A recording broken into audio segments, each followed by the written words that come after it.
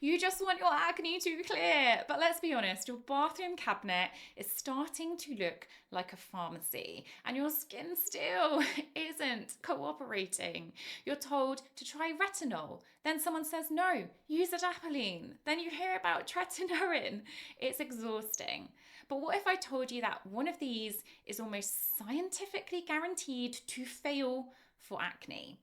Today, I'm showing you why your choice between retinol and adapalene is the difference between finally seeing clearer skin and just wasting another 6 months. Plus, I have a fun challenge for you. So comment below which you think is better for acne, adapalene or retinol. So take a guess. Just pause this video and do it now. Did you do it?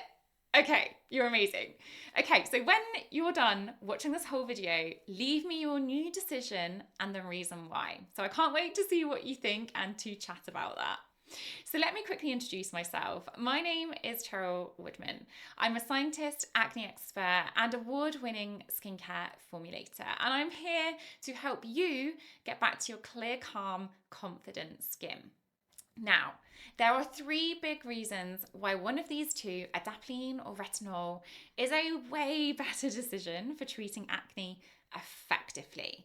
And I'm about to walk you through each of these step by step, showing you that the science proves it. Because that's what matters, right? You don't need another review of someone saying, this was amazing for my acne and it cleared up my acne overnight. My hormonal breakouts have disappeared in days. Heck no. You need the objective, unopinionated science so you can start to see clearly which is the best treatment for your acne. Because let's be real, using the wrong one of these isn't just a waste of money, it can actually trigger flare-ups that set your progress back months. And I'll explain how to avoid that in a second. But first, fact number 1 in the adapalene versus retinol dance-off. Adapalene is way more potent than retinol. So here is the important fact. Science tells us that retinoic acid can be hundreds of times more potent than retinol. And here's why. See, retinol isn't actually an ingredient that has big activity in your skin. It's kind of like putting a piece of loo roll on your acne and hoping it will do something. That's a bit crazy, right? And that's exactly why it's blacklisted in my Acne Warrior method. In my method, we only use ingredients that have a direct, high potency pathway to the root causes of your breakouts.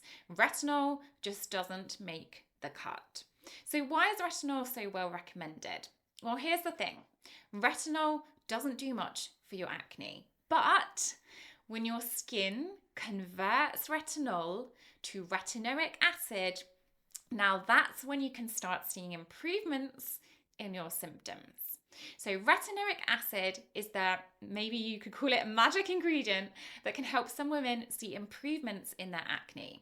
And I'll get to why that's only for some women soon. So you now know that retinol needs to be converted before your skin sees benefits. And the challenge with this conversion is that a lot of the ingredient gets lost along the way. It's a bit like asking a toddler to make a chocolate cake. So imagine giving them a bowl full of flour, cacao powder and sugar, and now imagine them mixing it up. So there's flour going everywhere. Maybe they even eat some of the batter before it makes its way to the cake tin. Maybe they even drop the bowl a few times. It's chaos. And this is why so many people fail to see results. In my Acne Warrior method, we skip the chaos entirely, going straight to the ingredients that don't need a middleman. Because even if you're using a 1% retinol serum, your body will only be getting a teeny tiny bit of retinoic acid. And how much might shock you?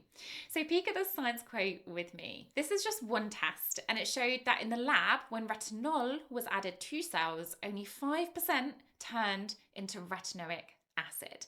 That means 1% retinol is more like 0.05% of an active that could help with your breakouts. So if this shocks you and you think more women deserve to be aware of the facts, give this video a like, because it's the most amazing free thing you can do to help more women struggling with acne. Thank you. You're so lovely for that. Thank you. Thank you. Okay, now compare this super low conversion of retinol to adapalene. Adapalene is different because it doesn't need a toddler to make its cake.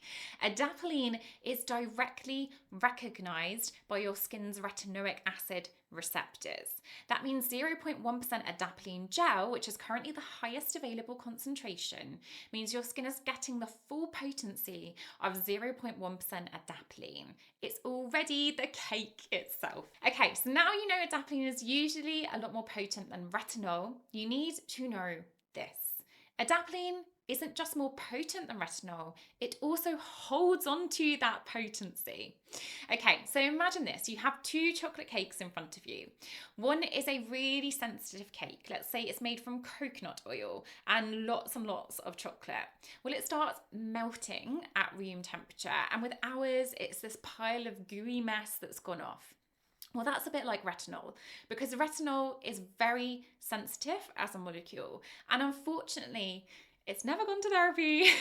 But adapalene is like a chocolate cake made from margarine, but much better for you than margarine.